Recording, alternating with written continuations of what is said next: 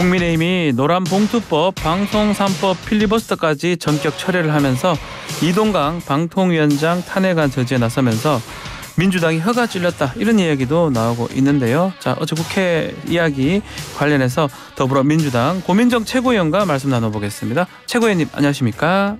네, 안녕하세요. 자, 바로 여쭤보겠습니다. 이동관 방통위원장 탄핵안, 자, 어제 보고는 됐는데 이제 앞으로 어떻게 되는 겁니까?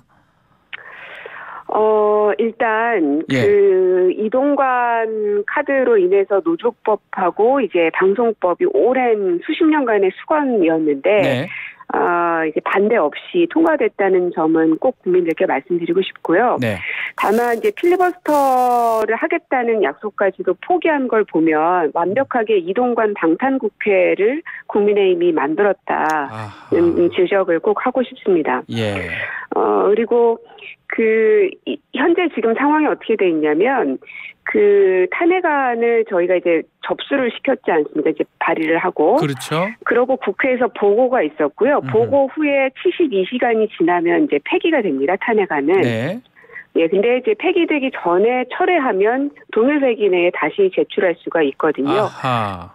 예, 그래서 발의한 의원의 2분의 1 이상의 동의로 철회할 수 있기 때문에 아직은 72시간이 다 도래하지 않아서 저희가 끝까지 의장에게 본회의를 열어줄 것을 요구하고 있는 상황이고요. 만약에 끝까지 그게 받아들여지지 않는다면 72시간 전에 저희는 철회할 생각입니다. 자, 철회를 하게 되면 이거는 언제 나중에 어떻게 처리가 되는 겁니까? 본회의가 이달 말에 또 열려 있긴 하더라고요, 연속으로. 네, 그러니까 예산 국회가 뭐 반드시 열려야 되기 때문에 그렇죠. 대통령이 국가를 버리지 않는 한 예산안은 통과시켜야 되니 그게 이제 법정 시한이 12월 1일 안에 되어야 하기 때문에 저희는 11월 30일경 정도 생각하고 있거든요. 네. 그럼 그때 다시 이제 재발의를 하게 되면 발의해서 보고하고 바로 본회의 되면 처리하겠다. 의결할 수 있습니다. 왜냐하면 과반수 이상이 지금 민주당 의원이니까 그렇게 처리하면 된다는 거죠. 맞습니다. 그렇다면 그리고 이제 본회의가 이틀 정도는 확보가 돼야지 가능하거든요. 그렇죠? 24시간이 지나야 탄핵안은 의결을 할 수 있기 때문에. 근데 이 예산안 같은 경우는 보통은 시트 작업이라고 하는데요.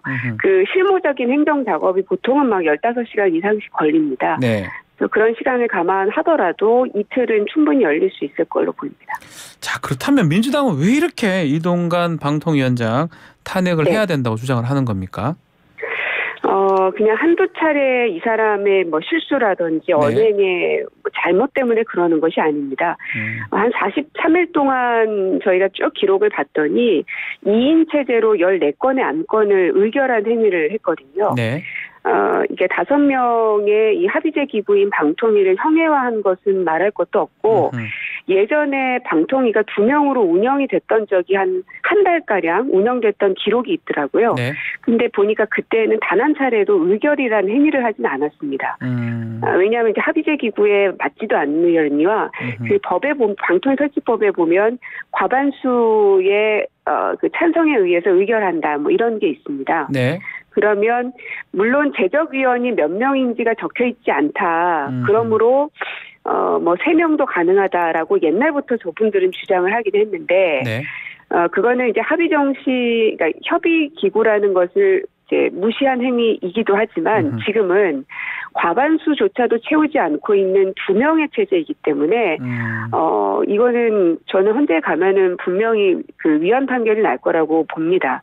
그래서 그 2인만으로 운영되는 것도 비정상적인데 거기에다가 의결이라는 행위, 사람을 해임하든지 혹은 뭐 임명하든지 이런 중요한 행위를 했기 때문에 더 이상은 이대로 굴러가게 방치할 수는 없다는 판단이 들었고요.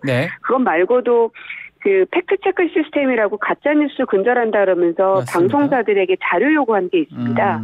근데 그 내용을 보면 뉴스타파 인용 보도의 경위, 또 인용 보도의 방식, 팩트체크 확인 절차 이런 자료를 요구를 했습니다. 네. 이것은 엄연하게 방송 편성의 자유를 규정한 방송법을 위반한 것이기 때문에 이거는 완벽한 현행법 위반에 또 해당이 됩니다. 이동관 그것 위원장 말고도 뭐 여러 개가 너무 많아서 예. 다 언급하기가 어려울 정도예요. 특히 그 지금 가짜뉴스 심의 내용 그 탄핵안 예. 포함된 거 보면서 이거 오히려 민주당 선거운동에 방해된다고 그래서 이렇게 하는 거 아니냐 이런 주장을 하던데요. 이런 주장은 어떻습니까? 어제 이동관 씨가 그렇게 발언을 하시던데 예. 역시 언론장악 기술자다운 발언이라는 생각이 듭니다. 온통 머릿속에는 선거밖에 없는 겁니다. 그렇게 기자가 질문도 안 했는데 그렇게 답을 하셨더라고요. 네. 그래서 예전에 홍보수석으로 있었을 때 국정원 그 언론 사찰 문건이 있지 않습니까? 그걸 보면 선거방송 관련한 언론 사찰 문건이 있는데요.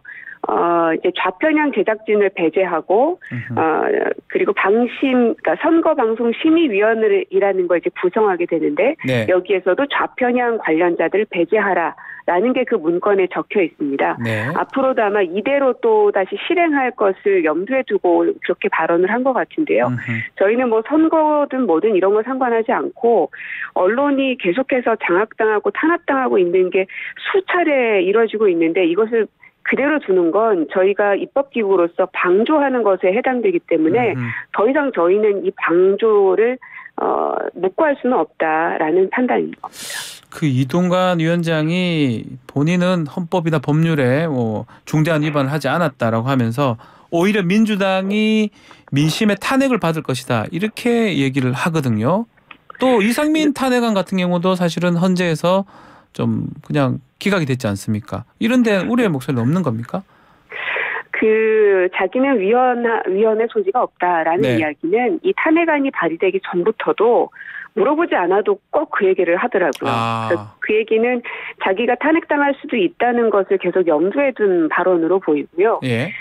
그리고 거기에 대한 판단은 물론 이제 이 사법부에서 하게 될 테지만, 그 이전에 이게 입법기관으로서 입법부와 행정부, 사법부, 삼권 분립의 민주공화국 아닙니까? 네.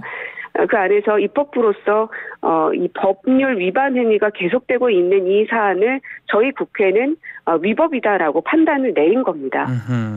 알겠습니다. 그것조차 받아들이지 않겠다고 한다면 입법부를 완전히 없애겠다는 그 생각인 것이어서 그거는 독재 정권이나 하는 행위라. 네. 그래서 저희는 이동관 위원장 하는 발언 하나하나를 보면 네.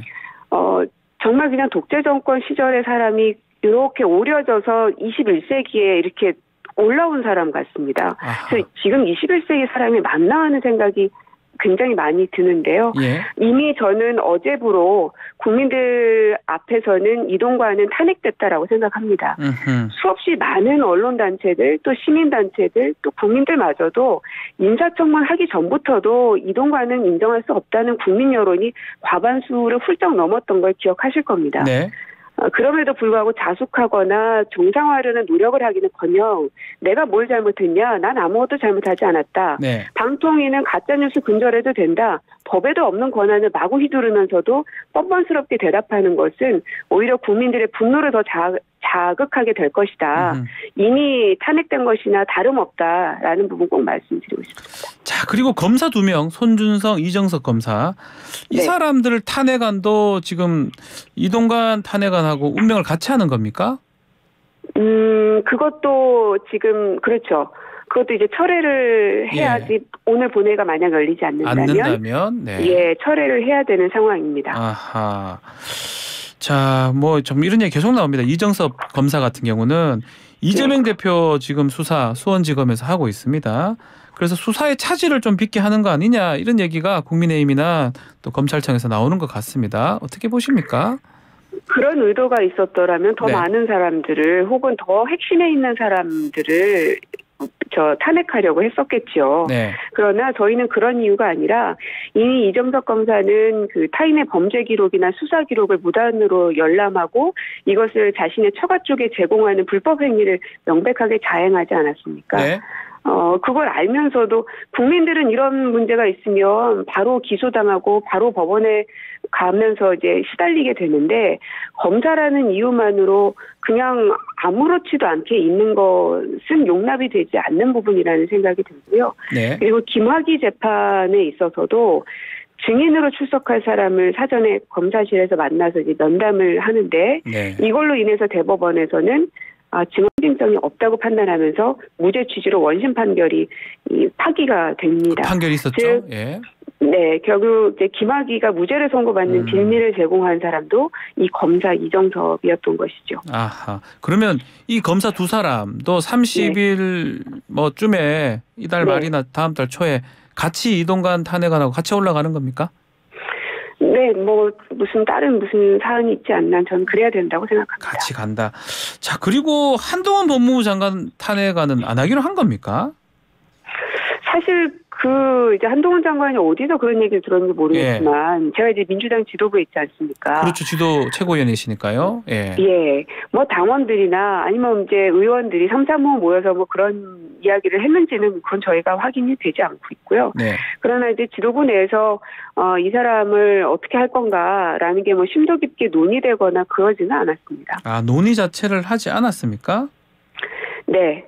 근데 지금은 이제 이동관 방통위원장의 그 시급성이 워낙 급했기 때문에 이것에 좀 집중을 했었고, 그 다음에 이제 그 검사들을 탄핵해야 한다라는 건 이미 저희가 당론으로 정했던 바가 있었기 때문에 그러면 어떤 검사가 문제가 있는가에 대해서 집중 논의를 하고 있던 시점이었었는데 뭐 민주당은 내내 자기만 쳐다보고 있다고 발언을 하시길래 저는 좀 어이가 없었죠. 그 표현인데요. 뭐 관종이라고 표현한 것에 대해서 모욕적이라면서 정상적으로 우리 고 의원님 사회생활 어려울 거다 이렇게 말씀하셨더라고요. 뭐 김기현 대표도 관종이라는 표현을 우리 당 대표나 또 대통령님을 향해서도 했었던 걸 다 언론들이 알고 있습니다. 그리고 한동훈 장관 잡범이라는 표현도 쓰지 않았습니까? 그래서 저는 어제 국회에서 그런 얘기를 뭐 사회생활 안 되는 거 아니냐 뭐 이런 얘기하는 걸 보면서 예전에 한번 편의점에 간 한동훈이라고 만화 한번 패러디가 됐었던 적이 있었는데 그게 이제 많은 젊은 사람들 사이에서 회자가 됐었죠. 그래서 그게 왜 그렇게 회자가 됐는지가 저는 이해가 되더라고요.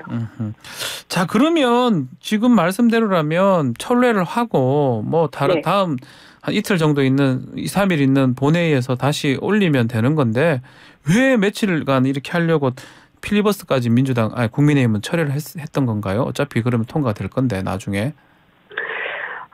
그만큼 언론 장악이 절실했던 것 같습니다. 며칠이라도 그럼 필요하다 이 말인가요? 어떻게 해서든 방통위원장을 유임시켜야 됐던 거죠. 아마 끝까지 이제 모르겠습니다. 예산안까지 버릴지 설마 그렇게까지 예산안 버리고 이동안 방통위 지킬 수 있다 이렇게도 예상을 하십니까? 예산안 버리는 건 그냥 2, 3일 본회의 안 열면 되는 거니까. 모르겠습니다. 지금 모든 가능성들을 저희는 다 생각해야 되는 상황이긴 한데요. 어제 이제 필리버스터라는 거는 이제 특히나 이제 노조법에 대해서는 강하게 반발하고 있었기 때문에 절대로 통과시킬 수 없다는 걸 국민께 호소하려고 필리버스터를 준비한 거잖아요. 근데 그것마저도 버리고 이동관 구하기에 나서는 걸 보면 이 사람들한테 가장 중요한 건 언론이었구나. 노조법도 아니고 방송법도 아니고 그 어느 것도 아니고 언론만 장악하면 다음 선거에 자기네들이 이길 수 있다는 판단을 하는 거구나는 그 검은 속내가 어제 다 들통난 거라고 봅니다. 그래서 이동관이라는 사람이 국민의 그때 당시 정확한 수치는 기억이 안 나는데 어쨌든 과반수 이상의 사람들이 반대 표명을 했지 않았습니까?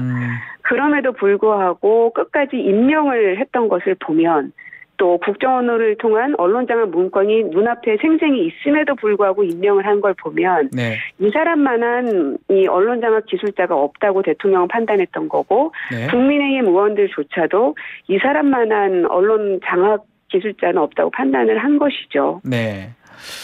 그러니까 저희는 더더욱 이동관이라는 사람의 직무를 정지시키고 탄핵을 시키지 않을 수 없는 사유들이 점점 늘어나는 거고요. 그래서 앞으로 이동관 위원장이 하고 있는 말들 그리고 하는 행위들 앞으로 이제 YTN 문제나 MBC, KBS 제어가 문제도 계속 이제 도래가 될 텐데요.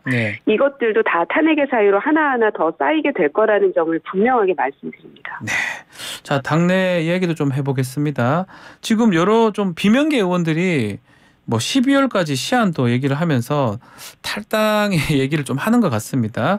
어떻게 보십니까? 이준석 전 대표 신당도 지금 얘기가 나오고 있고 거기 합류할 것이다 이런 얘기까지 나오고 있는데요. 일단은 저는 이준석 전 대표의 신당은 만들어질 거라고 생각은 하는데 만들어질 것이다. 예. 예, 다만 총선 전에 반드시 국민의힘으로 다시 돌아올 겁니다. 저는 100% 장담하는데 예.